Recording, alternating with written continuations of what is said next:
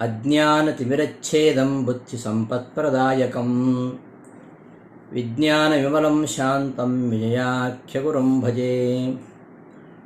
ತಪಸ್ವಾಧ್ಯಾಯಶುಶ್ರೂಷಾ ಕೃಷ್ಣಪೂಜಾರತಂ ಮುನಿಂ ವಿಶ್ವೇಶಮಿಷ್ಟದಂ ವಂದೇ ಪರಿವ್ರಾಟ್ಚಕ್ರವರ್ತಿನಂ.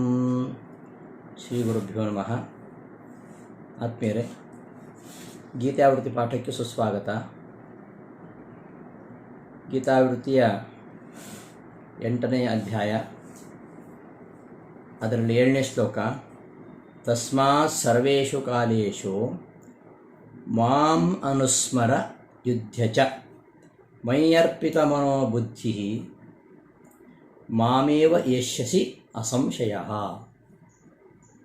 ತಸ್ಮಾತ್ ಆದ್ದರಿಂದ, ಸರ್ವೇಷು ಕಾಲೇಷು ಎಲ್ಲ ಕಾಲಗಳಲ್ಲಿಯೂ, ಮಾಂ ನನ್ನನ್ನು, ಅನುಸ್ಮರ ಸ್ಮರಿಸು, ಚ ಮತ್ತು, ಯುದ್ಧ ಚ ಯುದ್ಧ ಮಾಡು, ಮಯಿ ಅರ್ಪಿತ ಮನೋಬುದ್ಧಿ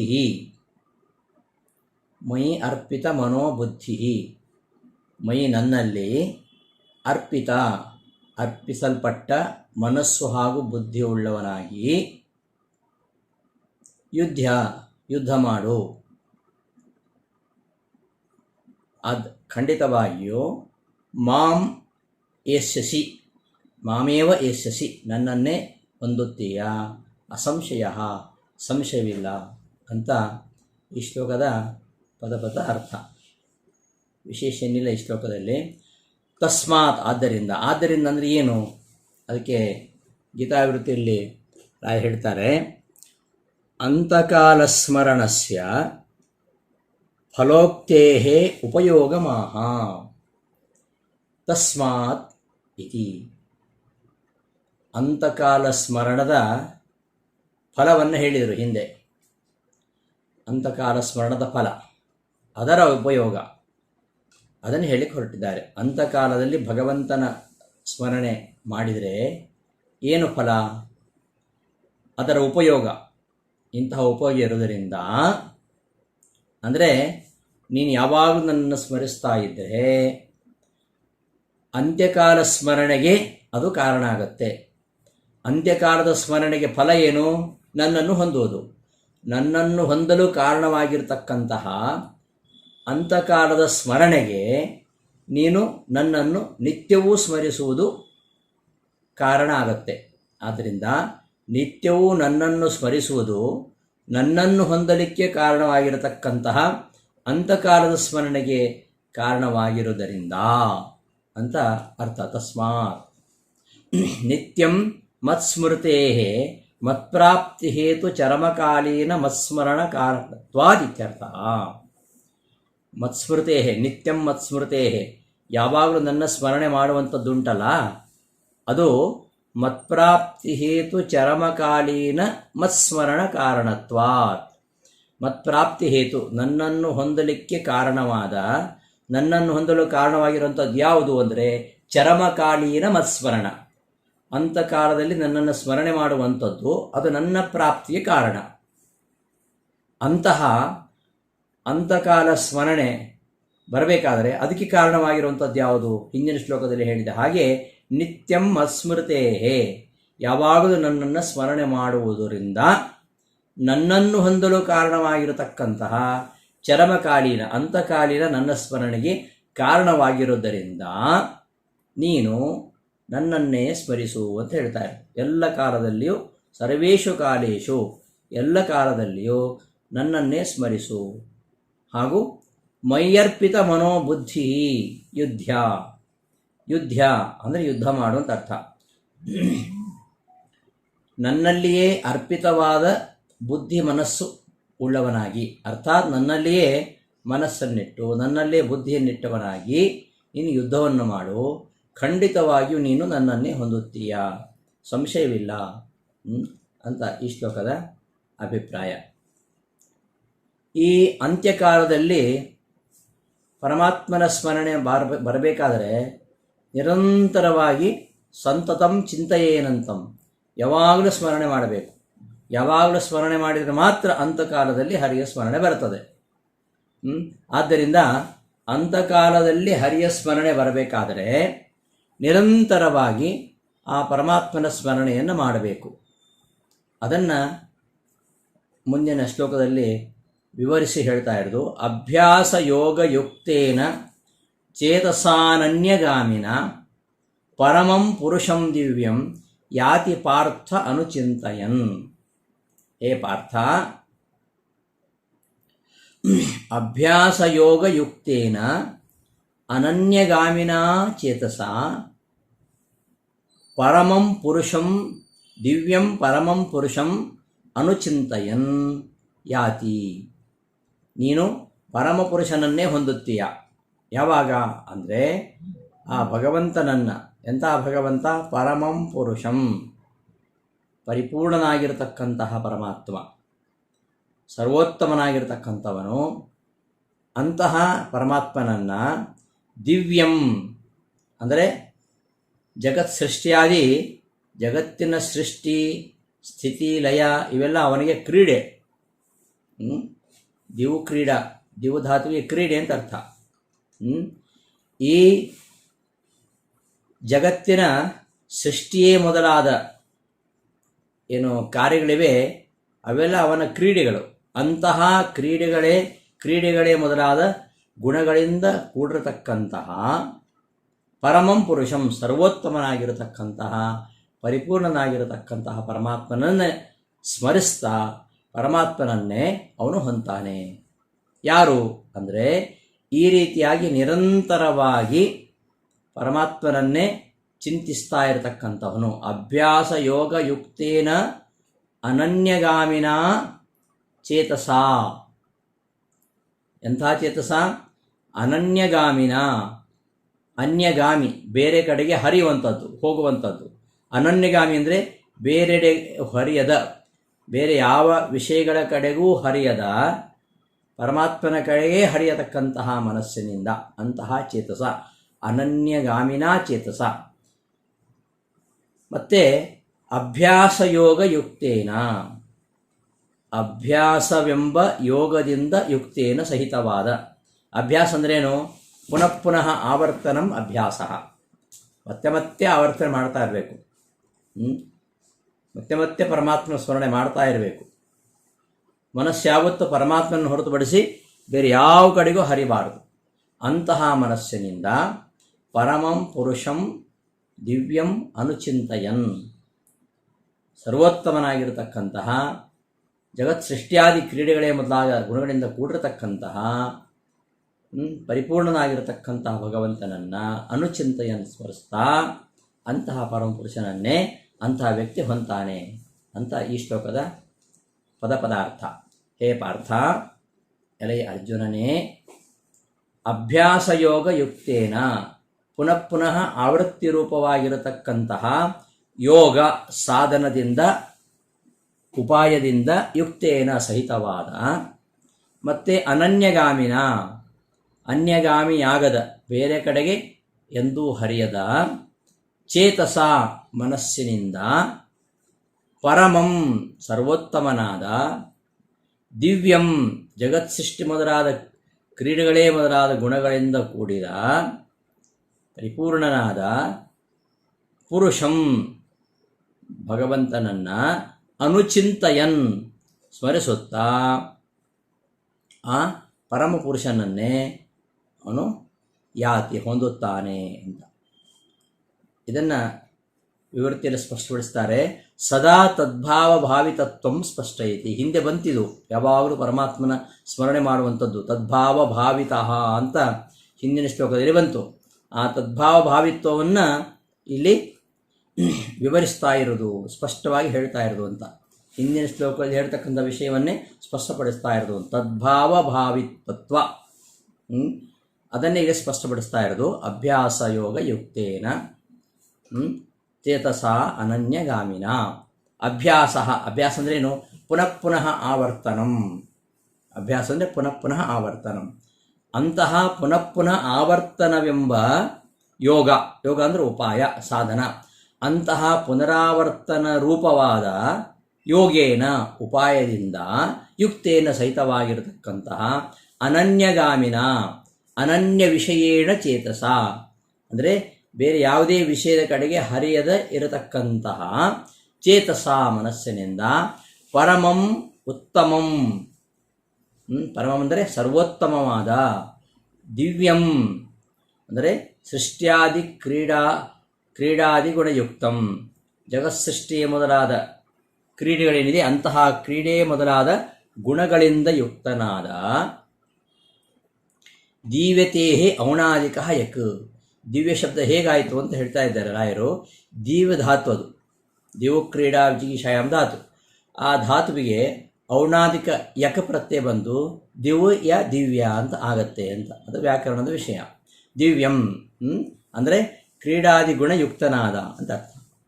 ಪರಮಂ ಉತ್ತಮಂ ಅಂದರೆ ಸರ್ವೋತ್ತಮನಾಗಿರತಕ್ಕಂತಹ ಪುರುಷಂ.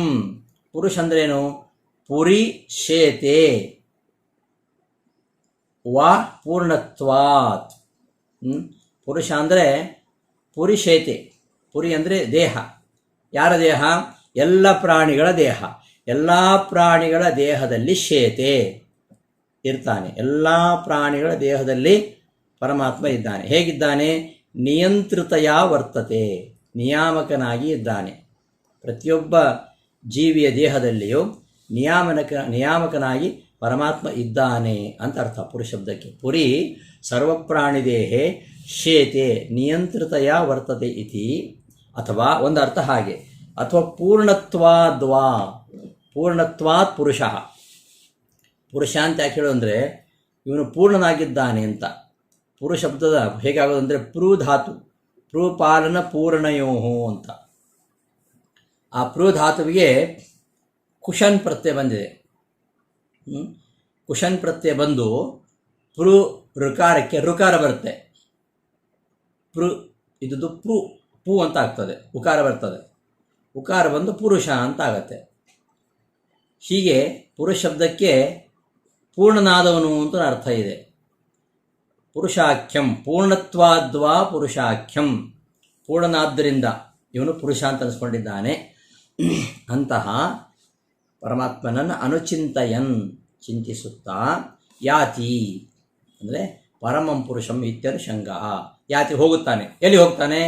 ಹೊಂದುತ್ತಾನೆ. ಎಲ್ಲಿ ಯಾರನ್ನು ಹೊಂದ್ತಾನೆ ಅಂದರೆ ಪರಮಂ ಪುರುಷಂ ಅಂತ ಸೇರಿಸ್ಕೋಬೇಕು. ಪರಮಂ ಪುರುಷಂ ಇತಿ ಅನುಷಂಗ. ಪರಮಪುರುಷ ಅಂತ ಅಲ್ಲಿ ಪದವನ್ನು ಹಿಂದಿನ ಪದಗಳನ್ನು ಅನ್ವಯ ಮಾಡಿಕೊಳ್ಬೇಕು. ಪರಮಂ ಪುರುಷಂ ಯಾತಿ. ಈ ಪರಮಾತ್ಮನನ್ನು ಹೇಗೆ ಚಿಂತನೆ ಮಾಡಬೇಕು? ಆ ಪರಮಾತ್ಮನ ಒಂದು ಮಹಾತ್ಮೆ ಏನು ಅದನ್ನೇ ಮುಂದಿನ ಅಧ್ಯಾಯಗಳಲ್ಲಿ ಹೇಳ್ತಾ ಇರೋದು. ಅದನ್ನು ಹೇಳಲಿಕ್ಕೆ ಈಗ ಉಪಕ್ರಮಿಸಿರುವಂಥದ್ದು. ಪರಮಾತ್ಮನ ಮಹಿಮೆಯನ್ನೇ ಇನ್ನು ಮುಂದಿನ 12 ಅಧ್ಯಾಯಗಳವರೆಗೂ, 12ನೇ ಅಧ್ಯಾಯದವರೆಗೂ ಆ ಪರಮಾತ್ಮನ ಮಹಿಮೆಯನ್ನೇ ಹೇಳ್ತಾರೆ. ಪರಮಾತ್ಮನನ್ನು ಯಾವ ತರಹ ಚಿಂತನೆ ಮಾಡಬೇಕು, ಅವನು ಎಂಥವನು ಅಂತ ಆ ಪರಮಾತ್ಮನೊಂದು ಮಹಾತ್ಮ್ಯವನ್ನು ಹೇಳಲಿಕ್ಕೆ ಹೊರಟಿದ್ದಾರೆ ಮುಂದಿನ ಶ್ಲೋಕಗಳಿಂದ. ಕವಿಂ ಪುರಾಣಂ ಅನುಶಾಸಿತಾರಂ ಅಣೋರಣೀಯಾಂ ಸಮನುಸ್ಮರೇತ್ಯ ಸರ್ವಸ್ಯ ಧಾತಾರಮಚಿಂತ್ಯ ರೂಪಂ ಆದಿತ್ಯವರ್ಣಂ ತಮಸ ಪರಸ್ತಾತ್. ಆ ಪರಮಪುರುಷ ಎಂಥವನು? ಅವನನ್ನು ನಿರಂತರವಾಗಿ ಹೇಗೆ ಸ್ಮರಿಸಬೇಕು? ಅವನನ್ನು ಈ ರೀತಿ ಸ್ಮರಣೆ ಮಾಡಿದರೆ ಅಂತಹ ವ್ಯಕ್ತಿಯು ಏನು ಮಾಡ್ತಾನೆ? ಪರಮಾತ್ಮನನ್ನೇ ಹೊಂದ್ತಾನೆ. ಯಾವ ರೀತಿಯಾಗಿ ಅವನನ್ನು ಚಿಂತನೆ ಮಾಡಬೇಕು?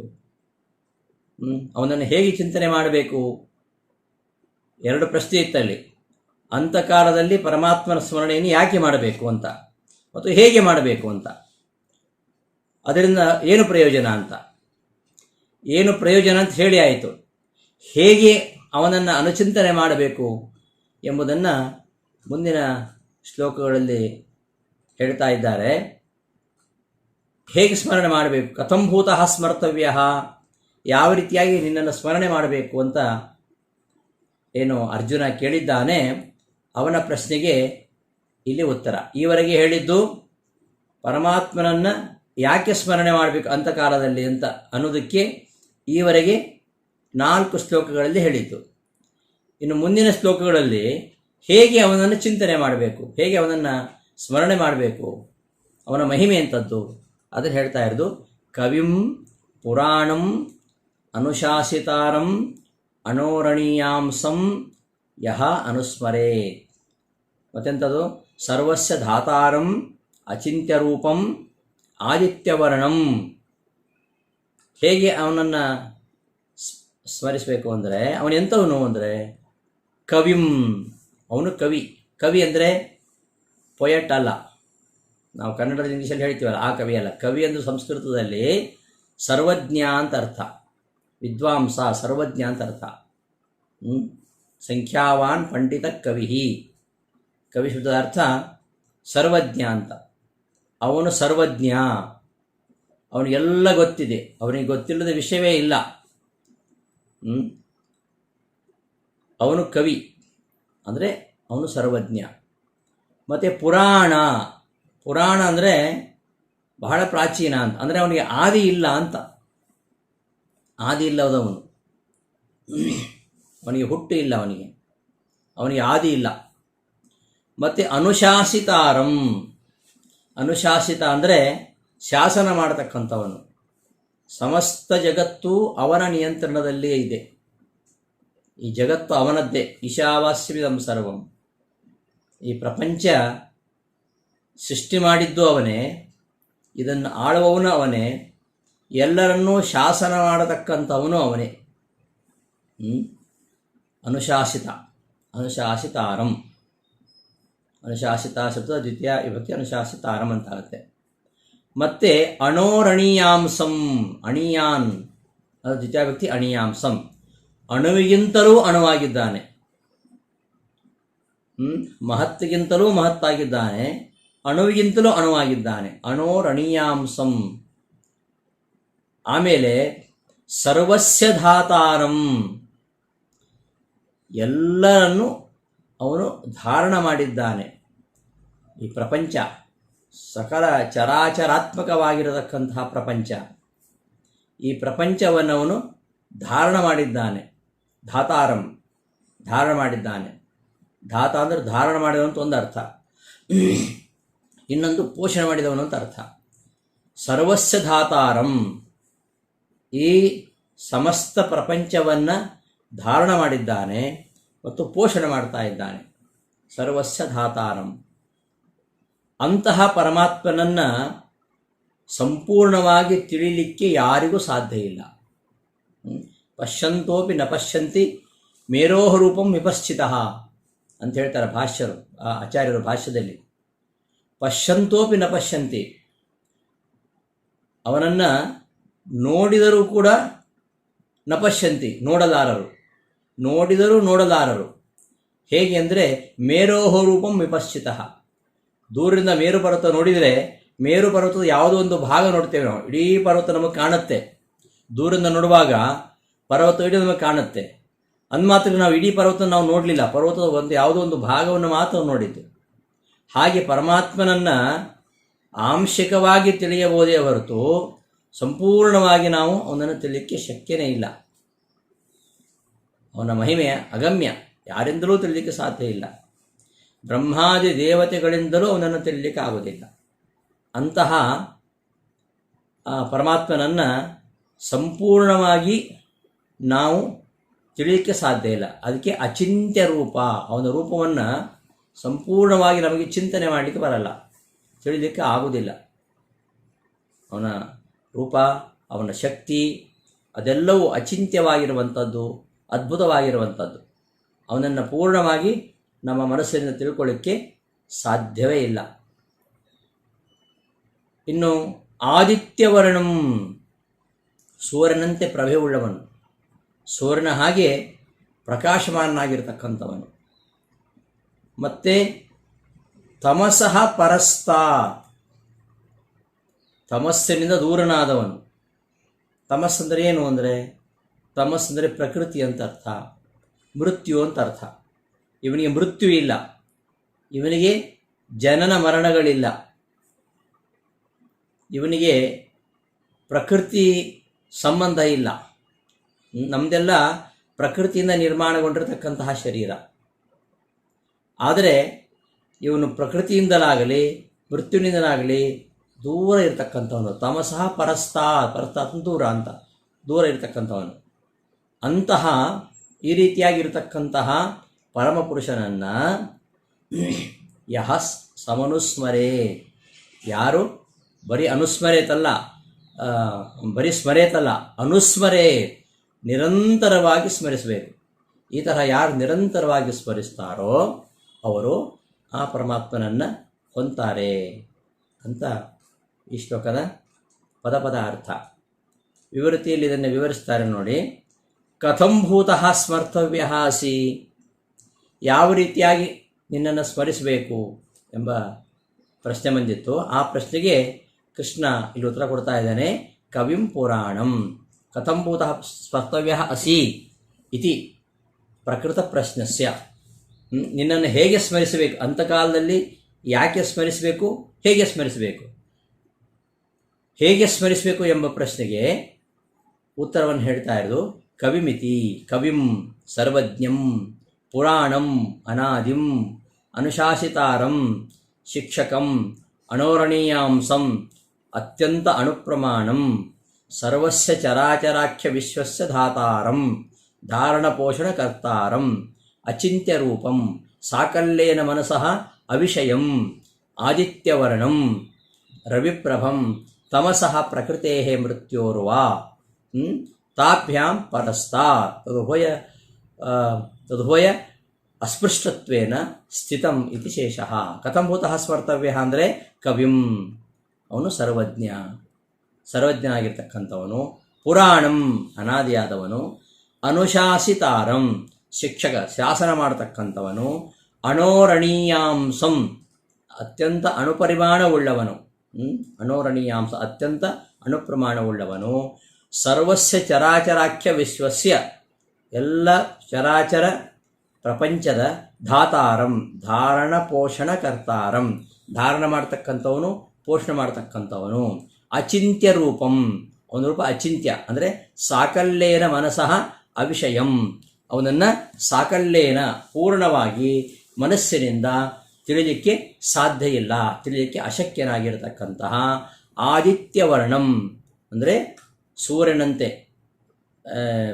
ರವಿಪ್ರಭಂ ಸೂರ್ಯನಂತೆ ಪ್ರಭೆಯುಳ್ಳವನು, ಸೂರ್ಯನಂತೆ ಸಿಗ್ತಕ್ಕಂಥವನು, ತಮಸಃ ಪ್ರಕೃತೇಹೇ ಮೃತ್ಯೋರ್ವಾ ಪರಸ್ತಾ, ತಮಸಃ ಅಂದರೆ ಪ್ರಕೃತಿ ಅಥವಾ ಮೃತ್ಯು ಇವುಗಳಿಂದ, ತಾಭ್ಯಾಂ ತಮಸ್ಸು ಮತ್ತು ಮೃತ್ಯು ಇವು, ತಾಭ್ಯಾಂ ಇವುಗಳಿಂದ ಪರಸ್ತಾತ್ ದೂರ ಇರತಕ್ಕಂಥವನು, ತದುಭಯ ಅಸ್ಪೃಷ್ಟತ್ವೇನ ಸ್ಥಿತಂ ಅವೆರಡರ ಸ್ಪರ್ಶ ಅವೆರಡರ ಸಂಬಂಧ ಅವನಿಗೆ ಇಲ್ಲವೇ ಇಲ್ಲ, ಇವೆರಡರಿಂದ ಸ್ಪರ್ಶಲ್ಪಡದೆ ಇರತಕ್ಕಂಥವನು.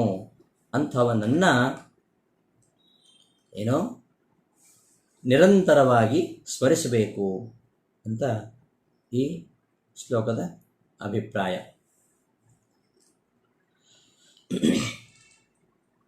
ಇಂತಹ ಪರಮಾತ್ಮನನ್ನು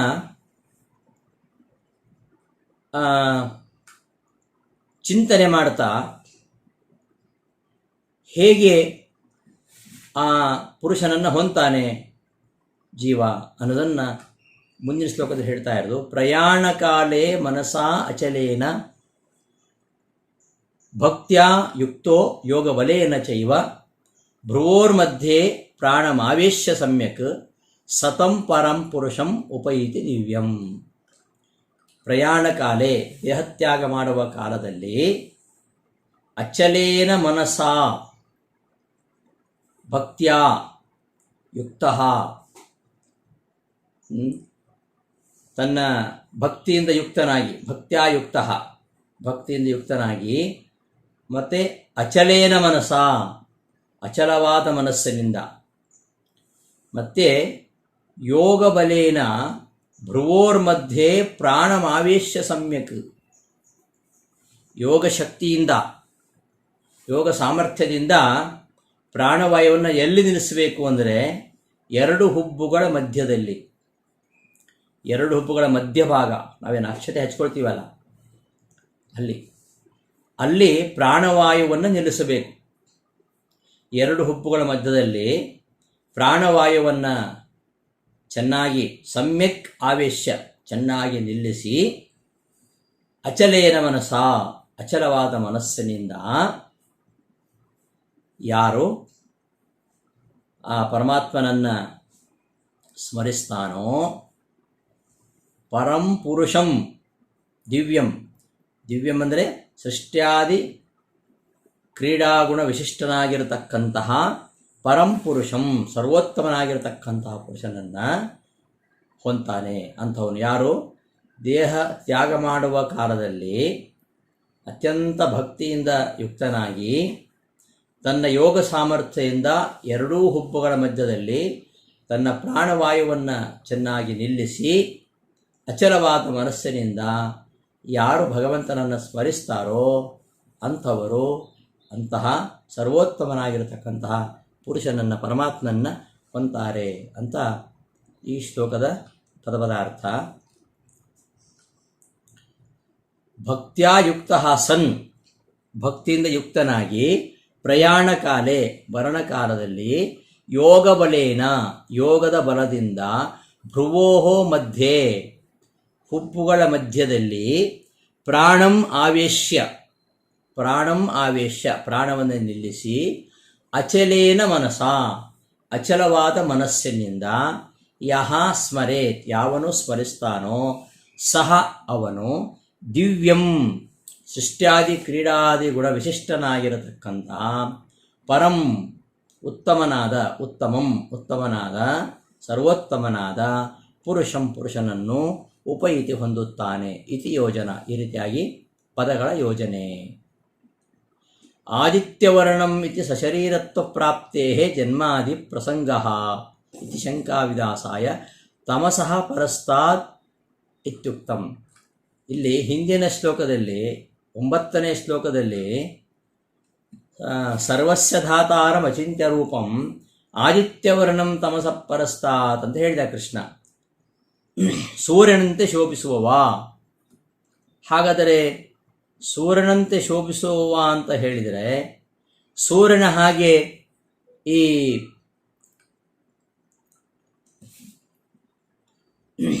ಸಶರೀರತ್ವ ಪ್ರಾಪ್ತೇ ಜನ್ಮಾದಿ ಪ್ರಸಂಗ ಆದಿತ್ಯನ ಸೂರ್ಯನಂತೆ ಆದಿತ್ಯವರ್ಣಂ ಸೂರ್ಯನಂತೆ ಪ್ರಭೆಯುಳ್ಳವನು ಅಂತ ಹೇಳಿದ್ರಿಂದ ಹಾಗಾದರೆ ಪರಮಾತ್ಮನಿಗೆ ಶರೀರ ಇದೆ ಅಂತ ಹೇಳಿದಾಗಾಯಿತು. ಶರೀರ ಇದೆ ಎಂದರೆ ನಮ್ಮ ಶರೀರದ ಹಾಗೆ ಆ ಶರೀರ ಹುಟ್ಟುತ್ತೆ, ಶರೀರದ ಜನನ ಮರಣ ಇವನ್ನೆಲ್ಲ ಒಪ್ಪಬೇಕಾಗತ್ತೆ ಅನ್ನುವ ಶಂಕೆ ಬರ್ಬೋದು. ಅದಕ್ಕೋಸ್ಕರವಾಗಿ ಹಿಂದಿನ ಶ್ಲೋಕದಲ್ಲಿ ಹೇಳಿದಂತಹ ಆದಿತ್ಯವರ್ಣಂ ಎಂಬ ಶಬ್ದ ಕೇಳಿದ ಕೂಡಲೇ ಕೆಲವರು ಪ್ರಶ್ನೆ ಬರುತ್ತದೆ, ಸೂರ್ಯನ ಹಾಗೆ ಹಾಗಾದರೆ ಪರಮಾತ್ಮನ ಶರೀರ ಸೂರ್ಯನ ಹಾಗಿರುವಂಥದ್ದಾ, ಹಾಗಾದರೆ ಅದಕ್ಕೂ ಜನ್ಮ ಮರಣಗಳು ಉಂಟಾ ಎಂಬ ಪ್ರಶ್ನೆ ಬರುತ್ತೆ.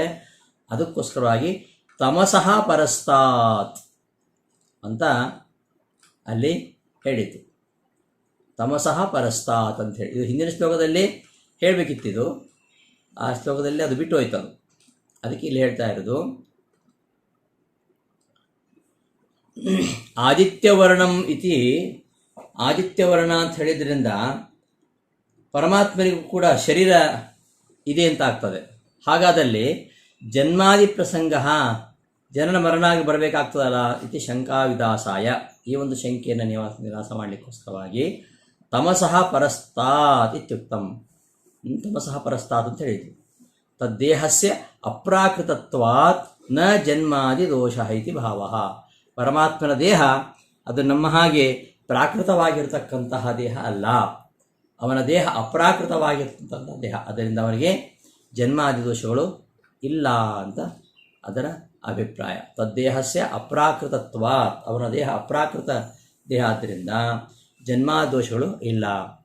ಯೋಗಬಲೇನೈವ ಭ್ರುವೋರ್ಮಧ್ಯೆ ಪ್ರಾಣಮಾವೇಶ್ಯ